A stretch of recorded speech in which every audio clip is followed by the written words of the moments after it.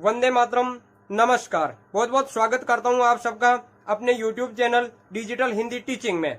आप इस चैनल को सब्सक्राइब करके घंटी का बटन दबा लें ताकि आपको आने वाले हर वीडियो का नोटिफिकेशन प्राप्त होता रहे, आपको हर वीडियो मिलता रहे। चलिए अब वीडियो को लाइक कर दीजिए और अब हम शुरू करते हैं आज का वीडियो। हम पढ़ रहे हैं कक्षा 8 की हिंदी पाठ्य पुस्तक वसंत, और इस पाठ्य पुस्तक का हमारा पाठ चल रहा है 10वां कामचोर। ये कहानी है और इस कहानी की लेखिका है इस्मत चुगताई। इस कहानी के पिछले वीडियो में हमने देखा कि किस प्रकार से बच्चे उल्टा सीधा काम करते हैं क्योंकि नौकरों को हटा दिया गया। पहले माता पिता सोचते थे कि बच्चों में काम की आदत होनी चाहिए, नौकरों के भरोसे रहते हैं, सारा काम, उठकर पानी भी नहीं पीते हैं। तो रात का भोजन नहीं देने की हिदायत दी बच्चों को कि जो काम नहीं करेगा उसे रात का भोजन नहीं मिलेगा। तो बच्चे काम करने में लग गए। किस प्रकार से पानी के वहां पर हो हल्ला किया, मटकियां तोड़ दी, सारे बर्तन ही तोड़ दिए। फिर बच्चों ने दरी जड़काई, दरी को झाड़ा तो दरी उठाकर जो ऐसे घर में ही झाड़ दी, बाहर ले जाकर झाड़ना चाहिए था साइड में। पूरा घर ही धूल में भर गया है, सब खांसने लगे, सबकी हालत बुरी हो गई। तो फिर लड़कों ने झाड़ू पकड़ा और झाड़ू पकड़कर खींचा ताने में झाड़ू ही तोड़ डाला, और जिसके हाथ में जितनी सीखें आई झाड़ू की वो लेकर झाड़ू मारने लगे। तो बच्चे कह रहे थे, अब फिर वो टोकने लगे, ऐसे काम करते हैं, उल्टे सीधे काम कर रहे हैं साले, ऐसे काम होता है क्या। फिर बच्चे क्या कह रहे हैं कि भाई अरे यार ये काम नहीं करने देते, हम तो काम करना चाहते हैं पर ये बीच बीच में ही टोकते हैं, बीच बीच में ही बोलते हैं, काम ही नहीं करने देते हैं। और ये अगर ऐसे ही बोलते रहे तो हमें काम नहीं करने देंगे, तो ये बीच बीच में बोलते रहेंगे तो काम होगा क्या, फिर काम नहीं होगा। चलिए अब हम आगे अध्ययन करते हैं। असल में झाड़ू देने से पहले जरा सा पानी छिड़क लेना चाहिए। बस ये ख्याल आते ही तुरंत दरी पर पानी छिड़का गया। एक तो वैसे ही धूल से अटी हुई थी, पानी पड़ते ही सारी धूल कीचड़ बन गई। देखिए असल में यानी असलियत में वास्तव में झाड़ू देने से पहले थोड़ा सा पानी छिड़क लेना चाहिए था। जरा सा यानी थोड़ा सा पानी छिड़क कर फिर झाड़ू लगाना चाहिए था, क्योंकि धूल पूरे घर में उड़ गई थी। तो ये ख्याल आया बच्चों के मन में कि यार कि थोड़ा पानी छिड़क कर अगर हम झाड़ू देते तो ये धूल उड़ती नहीं। फिर क्या था, सबने तुरंत ही पानी छिड़कना शुरू किया। भाई धूल उड़ रही थी, पानी छिड़कना शुरू किया। जैसे ही विचार आया काम प्रारंभ कर दिया कि भाई पहले पानी छिड़क लें, फिर लगाएंगे झाड़ू, नहीं तो फिर और धूल उड़ेगी। तो वैसे ही धूल से अटी हुई थी पूरी दरी, और पूरा आंगन ही धूल हो गई थी सभी जगह। तो फिर अब पानी जैसे ही उन्होंने छिड़का तो फिर पानी ज्यादा छिड़क दिया। बच्चों को क्या पता कि किस प्रकार से काम करना है, कितना पानी छिड़कना है। तो उन्होंने पानी छिड़का तो सारी धूल ही क्या बन गई, कीचड़ बन गई। तो सारी धूल पानी पड़ते ही कीचड़ बन गई। अब सब आंगन से भी निकाले गए। तय हुआ कि पेड़ों को पानी दिया जाए। बस सारे घर की बाल्टियां, लोटे, तसले, भगोने, पतीलियां लूट ली गई। जिन्हें ये चीजें भी न मिली वे डोंगे, कटोरे और गिलास ही लेकर भागे। अब क्या हुआ, फिर दरी से काम छुड़ा दिया, झाड़ू से काम छुड़ा दिया। तो जब इधर घर में कीचड़ ही कीचड़ कर दिया पानी छिड़क कर, तो वहां से भी भगा दिए गए, भागो यहाँ से, तुम्हें काम करना ही नहीं आता। तो फिर बच्चों ने मिलकर तय किया कि भाई पैसे तो कमाने हैं, तनख्वाह मिलेगी, काम करेंगे, तो अब क्या काम करें। तो सबने मिलकर तय किया, निश्चय किया कि अब यार पेड़ों को पानी देते हैं। चलो चलो चलो, सारे दौड़े भागे, चलो पेड़ों को पानी देते हैं, पहले मैं दूंगा और मैं दूंगा तो मुझे पैसे मिलेंगे। तो जो बर्तन मिल रहा है घर में, बाल्टी किसी ने उठा ली, 5 बाल्टियां पड़ी, 5 बच्चे उठाकर ले गए। अब बच्चे हुए क्या लिया, किसी ने लोटा ही ले लिया, किसी ने गिलास ही ले लिया। मैं गिलास से पानी दूंगा। लोटे, तसले, भगोने, पतीलियां सब लूट ली गई। सारे बच्चे अलग अलग बर्तन लेकर जा रहे हैं पानी देने पेड़ों में। और जिनको बाल्टियां वगैरह ये सामान नहीं मिले तो वो डोंगे, कटोरे, गिलास ही लेकर भाग रहे हैं। कोई कटोरी ही लेकर भाग रहा है, मैं कटोरी से ही पानी पिलाऊंगा पेड़ों को। क्यों, क्योंकि मुझे क्या चाहिए, पैसे चाहिए, घर वालों ने कहा। और फिर दूसरी बात की खाना नहीं मिलेगा अगर काम नहीं करेंगे तो। डोंगे, कटोरे, गिलास लेकर भाग रहे हैं कहाँ, पानी देने के लिए पेड़ पौधों में। अब सब लोग नल पर टूट पड़े। यहां पर भी घमासान मची कि क्या मजाल जो एक बूंद पानी भी किसी बर्तन में आ सके। ठूसम ठास, किसी बाल्टी पर पतीला और पतीले पर लोटा और भगोने और डोंगे। पहले तो धक्के चले, फिर कुहनियां, और इसके बाद बर्तन चलने लगे। देखो सब बच्चों ने तय किया कि चलो भाई पेड़ों में पानी देते हैं। तो सब पूरी फौज ही उधर उलट गई, उलट पड़ी, बर्तन लिए उठाए सारे हैं और कहाँ चल पड़े, नल पर। और वहां पर भी घमासान, पहले मैं दूंगा, पहले मैं भरूंगा, पहले मैं भरूंगा। नल ही तोड़ दोगे क्या है भाई, एक एक भरो? नहीं नहीं, सब क्या कर रहे हैं? अरे भाई इनको काम करने का तरीका ही नहीं आता था ना, ये तो क्या कर रहे हैं, ये तो नौकरों के भरोसे थे। सारा काम, ये तो हिलकर पानी भी नहीं पीते थे, बिस्तर पर भी इनको पानी नौकर पिलाया करते थे। अब इनको क्या पता कि काम कैसे करना है, तो सब टूट पड़े नल पर। और वहां पर भी घमासान मची कि क्या मजाल जो एक भी बूंद किसी बर्तन में आ सके।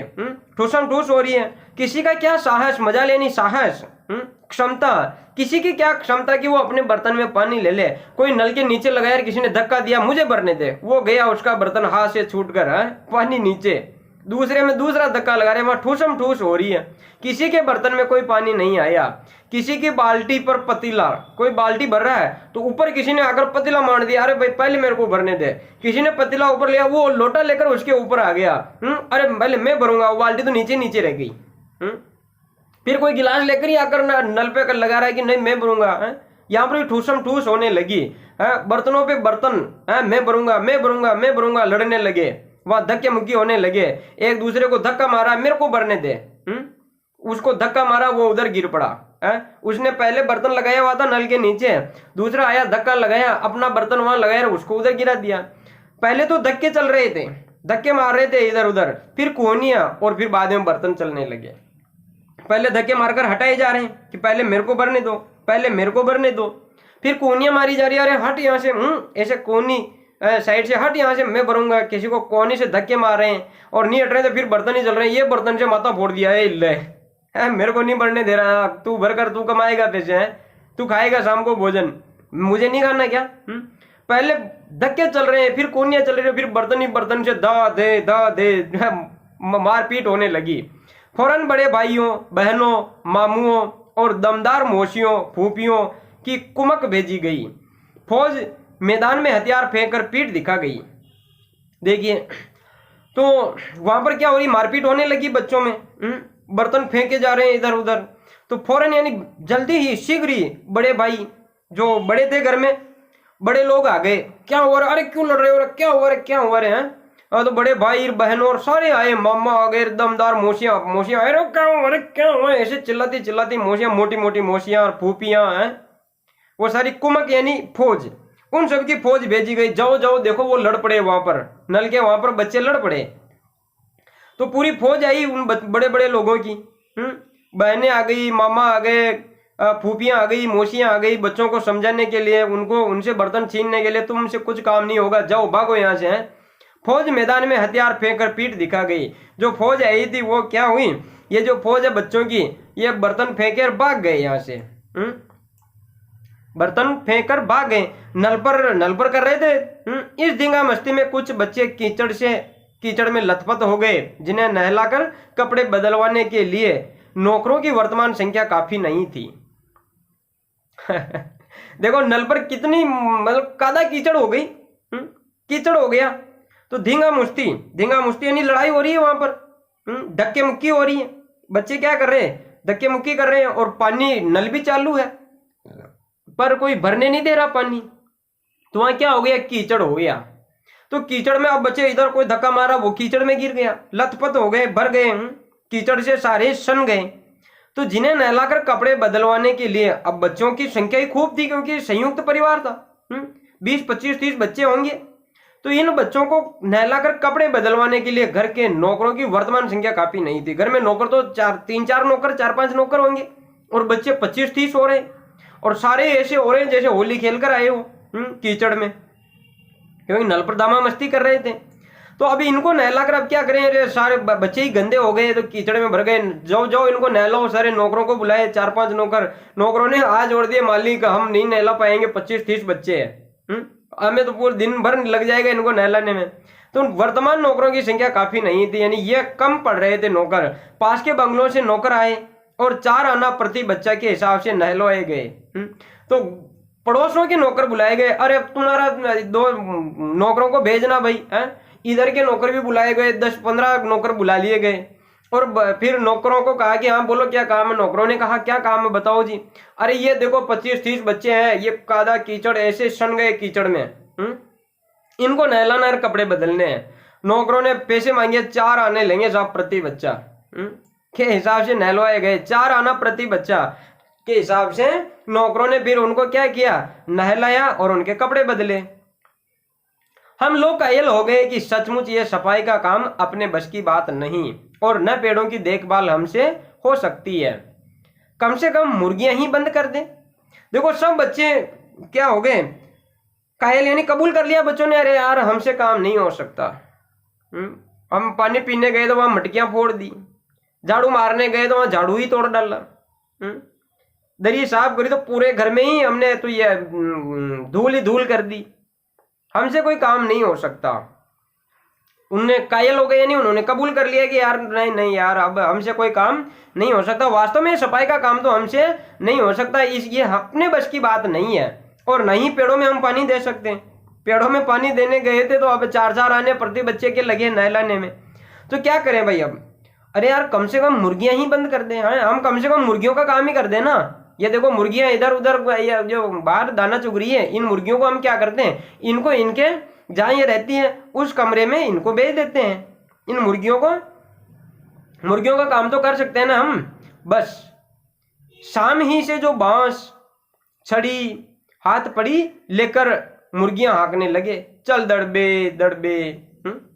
फिर क्या था, जब तय हो गया है कि हमें मुर्गियों का काम कर लेना चाहिए, तो जो सामने यानी शाम का समय था, शाम से ही जो बांस और छड़ी, किसी के बांस की लकड़ी हाथ लगी, किसी के पतली छोटी लकड़ी हाथ लगी है, सबने लेकर मुर्गियां हाँकने लगे। कोई लकड़ी लेकर, कोई बांस की लकड़ी लेकर मुर्गियों को एक स्थान से दूसरे स्थान हाँकना, यानी एक स्थान से दूसरे स्थान ले जाना। तो सब मुर्गियों को हाँकने लगे, चल चल चल चल दड़बे। कहाँ चल दड़बे, चल दड़बे मुर्गियों के रहने का स्थान, जहां मुर्गियां बंद रहती है कमरे में। तो सभी मुर्गियों को हाँकने लगे कि पैसे मिलेंगे या फिर काम नहीं करेंगे तो शाम का भोजन नहीं मिलेगा। हाँकने लगे यानी मुर्गियों के पीछे हो गए और मुर्गियों को आगे आगे भगा रहे हैं कि चल दड़बे में चलो, उस जगह चलो जहां तुम रहती हो। पर साहब मुर्गियों को भी किसी ने हमारे विरुद्ध भड़का रखा था। ऊट पटांग इधर उधर कूदने लगी। 2 मुर्गियां खीर के प्यालों से, जिन पर आया चांदी के वक्र लगा रही थी, दौड़ती फड़फड़ाती हुई निकल गई। पर साहब मुर्गियां भी, लगता है किसी ने मुर्गियों को भी हमारे खिलाफ भड़का रखा था। विरुद्ध यानी खिलाफ, हमारे खिलाफ भड़का रखा था कि बच्चे आए तो उनके कहने में नहीं चलना। ऐसी बात थोड़ी है, मुर्गियां किसी के भड़कावे में थोड़ी आती है, मुर्गियां तो जानवर है भाई। पर बच्चों को अब ये काम भी बच्चों से ठीक नहीं हो रहा है, क्योंकि मुर्गियां ऊट पटांग इधर उधर कूदने लगी। बच्चों को क्या पता कि मुर्गियों को कैसे यहाँ से घेर कर ले जाते हैं। मुर्गियों को एक एक को पकड़कर उठा कर उसमें बंद करते हैं या क्या कैसे करते हैं। वो तो लकड़ी लेकर मुर्गियों को मारने लगे, पीटने लगे, चल भाई दड़बे है, चलो वहां चलो, मुर्गियों को घेरने लगे। पर मुर्गियां तो फिर क्या हुई, इधर उधर भागने लगी, फड़फड़ाने लगी, कोई उधर जा रही है, सही रास्ते पे जा नहीं रही भाई, वो दड़बे में जा ही नहीं रही है। तो लगा कि इन मुर्गियों को भी हमारे खिलाफ ही भड़का रखा था कि वो लड़के आए तो उनके कहा अनुसार नहीं चलना तुम्हें। 2 मुर्गियां खीर के प्यालों से, 2 मुर्गियां तो देखो किधर भागी, जिधर आया यानी नौकरानी, वो बैठकर खीर के प्याले बैठी हुई थी, जहां वो आया बैठी हुई थी। 2 मुर्गियां खीर के प्यालों से, जिन पर आया चांदी के वक्र लगा रही थी। आया यानी नौकरानी, वो बैठी हुई खीर के प्याले लेकर, जिन पर चांदी का वक्र, खीर के ऊपर चांदी का वक्र लगा रही है, वो भाई खाएंगे फिर।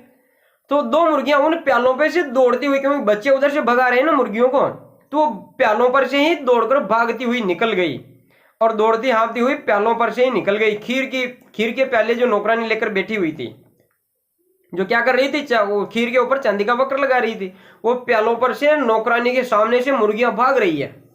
तूफान गुजरने के बाद पता चला कि प्याले खाली है और सारी खीर दीदी के कामधनी के दुपट्टे और ताजे धुले सिर पर लगी हुई है।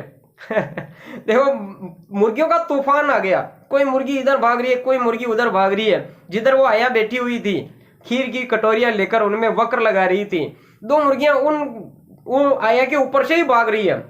तो ऊपर से भाग रही है तो फिर क्या होगा, वो खीर की प्याली तो डुलेगी। खीर सारी डुल गई, नीचे बिखर गई। और सारी खीर दीदी के कामदनी के दुपट्टे, जो उस नौकरानी दीदी ने जो दुपट्टा पहना हुआ था ना, कामदनी यानी जरी बेल बूटों का काम किया हुआ दुपट्टा, जो काम किया हुआ दुपट्टा, कामदनी का दुपट्टा, और उसके आया के ताजे धुले हुए सिर पर सारी खीर लग गई। मुर्गियां भागी तो वो जो कटोरिया में उछल कर कहा, आया के सिर पर, और सिर पर देखा तो ताजे धुले, यानी अभी अभी तो वो नहाकर आई थी, सिर धोकर आई थी, ताजे धुले सिर पर वो खीर सिर पर, और दुपट्टे पर, पूरे दुपट्टे पर ही खीर हो गई। जो कैसा था, काम किया हुआ बेल बूटों का काम किया हुआ दुपट्टा, वो दुपट्टा अब किसमें, खीर में सन गया था। है वो जो अभी ताजा नहाकर आई थी, पूरे सिर पर खीर लग गई। एक बड़ा सा मुर्गा अम्मा के खुले हुए पानदान में कूद पड़ा और कत्थे चूने में लूथड़े हुए पंजे लेकर नानी अम्मा की सफेद दूध जैसी चादर पर छापे मारता हुआ निकल गया। अब क्या हुआ, एक अलग ही बड़ा मुर्गा था, वो मुर्गा भी भाग रहा है, और वो किधर भाग रहा है, एक खुले हुए पानदान, अम्मा का खुला हुआ जो पानदान, यानी जो पान रखने का जो डिब्बा होता है उसे कहते हैं पानदान, पान रखने का डिब्बा, तो वो खुला हुआ था। अम्मा वो पानदान खोलकर बैठी हुई थी, तो अम्मा के पानदान पर से उसमें कूद पड़ा मुर्गा। आया, वो भाग रहा है, वो देखकर थोड़ी भाग रहा है, आगे पानदान आया, पानदान में पैर रखे कूद पड़ा, और उस पानदान में कत्थे चूने, पानदान में कत्था है, कत्था क्या होता है, खेर की लकड़ी को उबालकर बनाया जाता है, सफेद सफेद जो पान पर लगाते हैं, तो वह उसमें पड़ा था, चूना पड़ा था। अब वो मुर्गा ही उस पानदान में कूद गया, तो उसके पैर क्या हो गए, उस चूने में, कत्थे में, सफेद उसमें क्या हो गए, सन गए, उसमें भीग गए मुर्गे के पैर, उनके पंजे, तो मुर्गे के पंजे क्या हो गए, सफेद सफेद हो गए, किससे, कत्थे चूने से। तो वह उस भीगी हुई पंजों को लेकर नानी अम्मा की सफेद, अब कहां जा रहा है, वो भाग रहा है मुर्गा तो, और उसके पैर क्या हो चुके हैं, वो सफेद सफेद हो चुके हैं कत्थे चूने से, क्योंकि उसका पैर, मुर्गे का पैर किसमें पड़ गया था, पानदान में, तो वहां से वो सफेद सफेद पैर हो गए। तो वो सफेद पैरों को, यानी उसे भीगे हुए पैरों को, चूने कत्थे से भीगे हुए पैरों को लेकर भाग रहा है। और क्या हुआ, अम्मा की नानी की सफेद दूध जैसी चादर पर छापे मारता हुआ निकल गया। अब ये नानी के सामने आया, वो भाग रहा, तो इधर नानी बैठी हुई है, और नानी की चादर, ओहो, चादर सुखा रखी थी सफेद धोकर, सफेद चादर थी, दूध जैसी चादर यानी सफेद चादर, उस चादर के ऊपर से वो मुर्गा निकल गया, और मुर्गे के पांव उस चादर पर मंड गए, क्योंकि वो उसमें भीग गए थे उसके पांव। एक मुर्गी दाल की पतीले में छपाक मारकर भागी और सीधी जाकर मोरी में इस तेजी से फिसली कि सारी कीचड़ मौसी जी के मुंह पर पड़ी, जो बैठी हुई थी हाथ मुंह धो रही थी। इधर सारी मुर्गियां बेनकेल का ऊंट बनी चारों तरफ दौड़ रही थी। देखिए, मुर्गा तो कहां, उस पानदान में पैर डुबोकर आया, अम्मा के पानदान में, और नानी के चादर पर से वो मारता हुआ भाग गया। और एक मुर्गी दाल के पतीले में गिर गई, छपाक, दाल की पतीली, दाल की भगोनी भरी हुई थी, दाल बनी हुई थी, उसमें दाल में मुर्गी कूदी, यानी वो भाग रही है, पर पता नहीं चला कि इधर मुंह वो दाल की भगोनी पड़ी है, क्योंकि वो बच्चे मुर्गियों को भगा रहे हैं, तो मुर्गियां डरकर भाग रही है। तो एक इधर ये दाल की पतीले में गिर गई, छपाक मारकर, यानी छप से दाल की पतीले में गिरी और बाहर निकलकर भाग रही है, और सीधी जाकर मोरी में, किसी में गिरी, मोरी में गिर गई, मोरी यानी नाली में गिरी। मुर्गी भाग रही है और दाल की पतीले में गिरकर निकलकर भागी, तो मोरी में जा गिरी, नाली में जा गिरी, और नाली में इतनी जोर से गिरी, तेजी से फिसली कि सारी कीचड़ मौसी जी के मुंह पर आई। उधर से जहां से नाली में वो गिरी मुर्गी, तो वहां गिरते ही कीचड़ उछला नाली में से, और वो कीचड़ कहां, मौसी जी के मुंह पर, ये थप, उधर से मुर्गी नाली में गिरी, उधर से कीचड़ उछलकर आया, और इधर मौसी बैठी हुई हाथ मुंह धो रही थी पानी से, और ये मुंह पर आकर थप से कीचड़ लगा। तो इधर मौसी जी का भी बुरा हाल हो गया, हाथ मुंह धो रही थी और कीचड़ आकर लग गया। इधर सारी मुर्गियां बेनकेल का ऊंट बनकर, बेनकेल का ऊंट यानी जो अब ऊंट, अभी वो नकेल कहते हैं जानवरों को वश में करने के लिए, जो नाक में रस्सी बांधी जाती है, नाक को छेद कर रस्सी बांधी जाती है, और फिर उस रस्सी को पकड़कर उन्हें नियंत्रित किया जाता है। तो बेनकेल यानी जिसके मुंह में, ऐसा ऊंट जिसके नकेल नहीं हो, तो फिर वो तो किसी के नियंत्रण में हो सकता है क्या, नियंत्रण में ही नहीं होगा। तो मुर्गियां भी बेनकेल का ऊंट बन गई, मुर्गियां तो भाग रही है, अब किसी के नियंत्रण में नहीं है, क्योंकि बच्चे लकड़ियां लेकर उन्हें हाँक रहे हैं, लकड़ियां लेकर उन्हें दौड़ा रहे हैं, तो मुर्गियां इधर उधर भाग रही है। क्या हो गई, बेनकेल का ऊंट बन गई है। तो अब किसी के नियंत्रण में नहीं रही, चारों तरफ दौड़ी दौड़ी फिर रही है, घर के चारों तरफ भाग रही है। एक भी दड़बे में जाने को राजी न थी। एक भी मुर्गी दड़बे नहीं कहा, उस स्थान पर, उस घर में, उस कमरे में जहां मुर्गियां रहती है उसमें जाने को राजी नहीं थी। कोई इधर भाग रही है, कोई उधर भाग रही है, पर उधर नहीं जा रही है जहां पर वो मुर्गियां रहा करती थी। बच्चे भगा रहे हैं और मुर्गियां चारों ओर भाग रही है। इधर किसी को सूझी कि जो भेड़ें आई हुई है लगे हाथों, उन्हें भी दाना खिला दिया जाए। भाई ये मुर्गियां तो अपने वश में ही नहीं आ रही।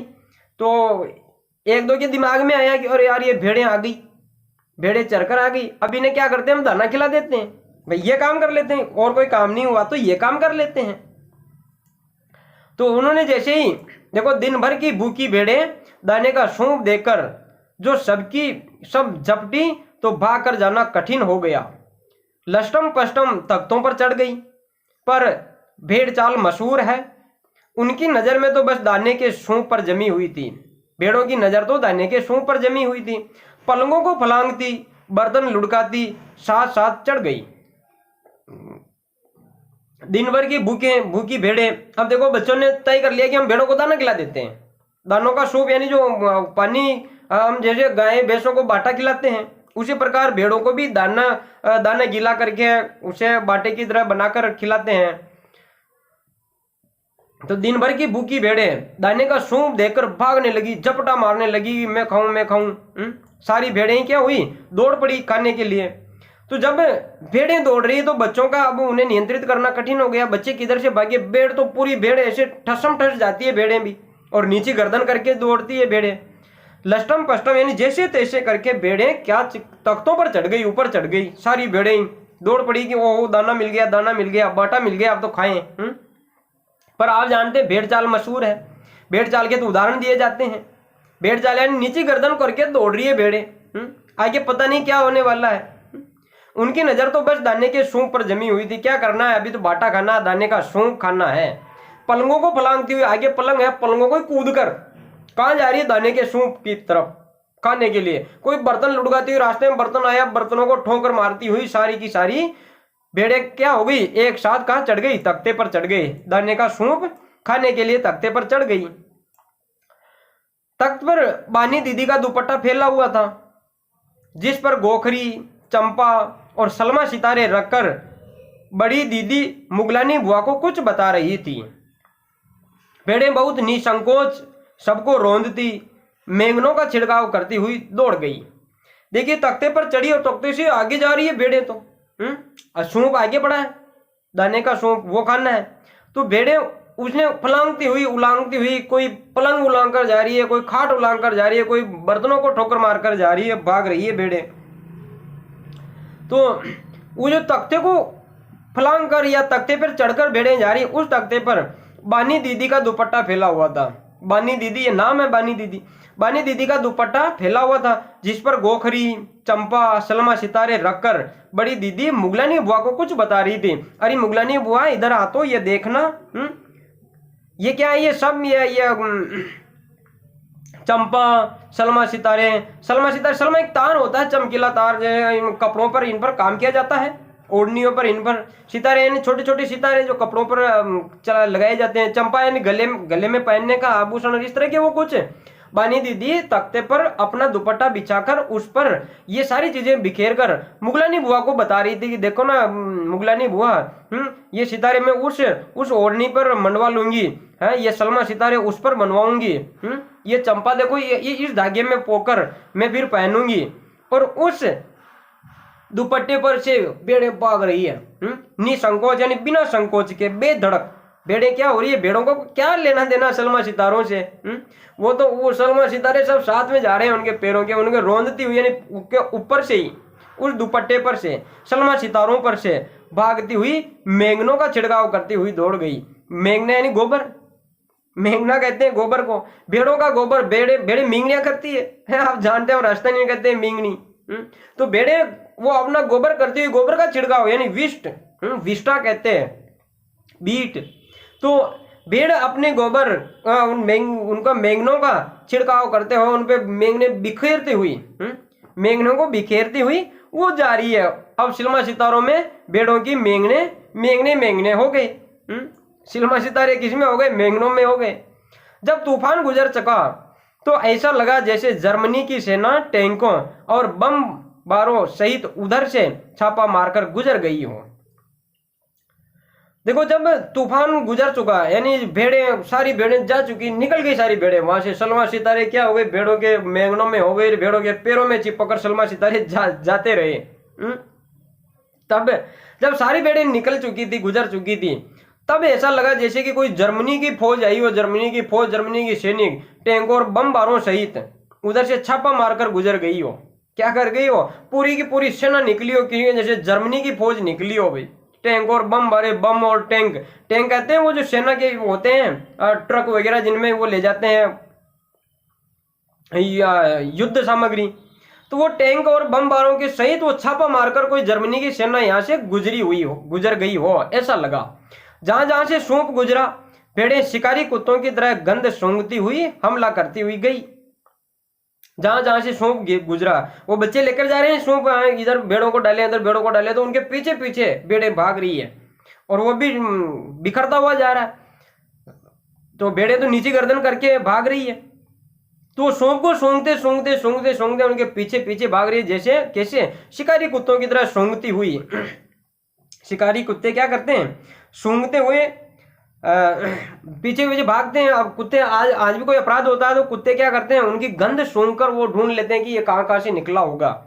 तो वैसे ही जहां जहां वो बिखरा हुआ सूंघ बिखरा, उधर उधर से सारी भेड़ें भागकर क्या करती हुई, सूंघती हुई हमला करती चली गई। सारी भेड़ें भाग रही है। हज्जन मां एक पलंग पर दुपट्टे से मुंह ढाके सो रही थी। उन पर से जो भेड़ें दौड़ी तो न जाने वह सपने में किन महलों की सैर कर रही थी। दुपट्टे में उलझी हुई मारो मारो चिल्लाने लगी, चीखने लगी। हज्जन मां एक पलंग पर सो रही थी, दुपट्टा मुंह पर रखकर, ढांककर, मुंह को ढांककर, दुपट्टे से मुंह ढांककर सो रही थी और पता नहीं कौन सा सपना देख रही थी। और उसके ऊपर से जब उसके दुपट्टा को लेकर भेड़ें गई, उसके ऊपर से भेड़ें कूदकर जा रही थी।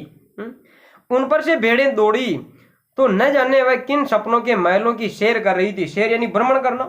वह पता नहीं कहां सपनों में सैर कर रही थी, कौन से महलों के, कौन से राजा के सपने देख रही थी। तो जैसे ही उसके दुपट्टे में भेड़ें उलझी और भाग रही है, वह भी दुपट्टे में उलझ गई और वह चीखने लगी, मारो मारो, ये कौन सी सेना आ गई, कौन सी फौज आ गई। और सपने में पता नहीं क्या देख रही थी, ऐसा ही है। तो वह क्या करने लगी? ऐसे चीखने लगी, मारो मारो है।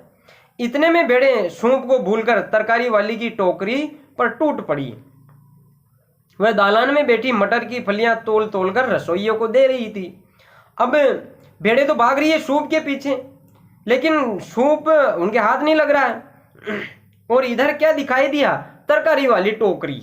तरकारी कहते हैं सब्जी, सब्जियां थी और सब्जी तो हरी घास की तरह दिखी उन्हें। ये तो घास खाना है, हरी सब्जियां खाती है भेड़ बकरी कोई भी हो। तो वो सूप को भूल गई और इधर इधर उलट गई। किधर? तरकारी वाली की टोकरी पर। तरकारी वाली यानी सब्जी बेचने वाली ने जो टोकरी खोलकर रखी थी ना, अच्छा ये मटर दे दूं, ये सब्जी दे दूं, पालक दे दूं, ये दे दूं, वो ऐसे बता रही थी सब्जियां।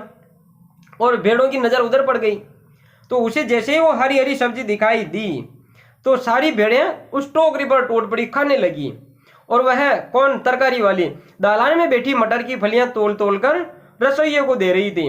दालान यानी बरामदे में, वह बरामदे में बैठी हुई थी सब्जी बेचने वाली और वह मटर की फलियां तोल रही थी। मटर की फलियां तोल रही थी। अच्छा ये 1 किलो मटर दे दूं, 2 किलो पालक दे दूं, ये दे दूं, वो दे दूं, इस तरह से वह मटर की फलियां तोल तोल कर रसोइये को दे रही थी। अच्छा जी ये लो, ये 1 किलो मटर, ये लो, रसोइये को दे रही, जो रसोई बनाता है उसे दे रही थी।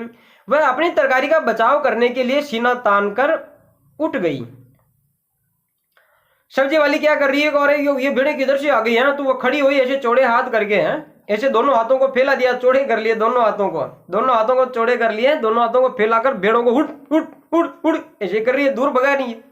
क्या कर रही है? अपनी सब्जी का बचाव कर रही है। अपनी तरकारी सब्जी का बचाव करने के लिए सीना तानकर ऐसे दोनों हाथों को आगे, दोनों हाथों को तानकर ऐसे भगा रही है वो हाथों से ही।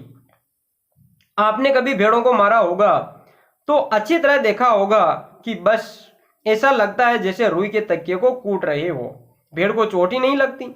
और अगर आपने भी कभी ऐसा किया हो कि भेड़ें हो तो भेड़ों को मारो तो भेड़ों के शरीर पर तो ऊन होती है भाई बड़ी बड़ी, ऊन काटो तो फिर वापस धीरे धीरे बड़ी हो जाती है। तो अगर आपने भी कभी ऐसा किया तो आपको भी ऐसा लगा ही होगा कि बस अगर उसको मार रहे हैं भेड़ को तो क्या हो रही है, उसकी रुई रुई पे ही लगती है ऊपर, कि रुई को तकिए को कूट रहे हो, भेड़ को तो लगेगी नहीं चोट, और वह ऊन पर ही रह जाती है चोट, भेड़ को तो चोट लगती ही नहीं है। बिल्कुल ये समझ कर कि आप उससे मजाक कर रहे हैं, वह आप पर ही चढ़ बैठेगी। कौन? भेड़। भेड़ को चोट नहीं लग रही है क्योंकि ऊन पर लगकर रह जाती है, चोट इतनी जोरदार नहीं लग रही है, तो भेड़ क्या समझती है ये तो मजाक कर रहे हैं, ये मार थोड़ी रहे, ये तो मजाक कर रहे हैं, और वह ऐसा समझकर वह मारने वाले के ऊपर ही चढ़ जाती है, उसे ही धक्का मारकर गिरा दे। वो जो मारता है, जो भेड़ों को दूर भगाने का प्रयास कर रहा है, उसे ही गिराकर वह और आगे निकल जाए, वह उस पर ही चढ़ जाए, क्योंकि भेड़ को चोट नहीं लग रही है। जरा सी देर में भेड़ों ने तरकारी छिलकों समेत अपने पेट की कढ़ाई में झोंक दी। कुछ ही समय लगा होगा क्योंकि भेड़ें तो बहुत सारी थी और टोकरी में थोड़ी सी सब्जी थी, तो सारी भेड़ों ने तरकारी यानी सब्जी छिलकों समेत, अब भाई कौन सी वो छिलके छील कर थोड़ी खाती है, भेड़ें तो छिलकों समेत ही खाती है, अपने पेट की कढ़ाई में झोंक दी, सारी सब्जी डाल दी। झोंकना यानी डालना, कढ़ाई में डाल दी। अब सब्जी किस में बनती है जी? कढ़ाई में बनती है हमारे यहाँ तो। सब्जी किस में बनती है? कढ़ाई में। तो अब ये सारी सब्जी कहाँ चली गई? भेड़ों के पेट की कढ़ाई में। सारी सब्जी उन्होंने, भेड़ों ने खा ली। चलिए इससे आगे हम कल अध्ययन करेंगे।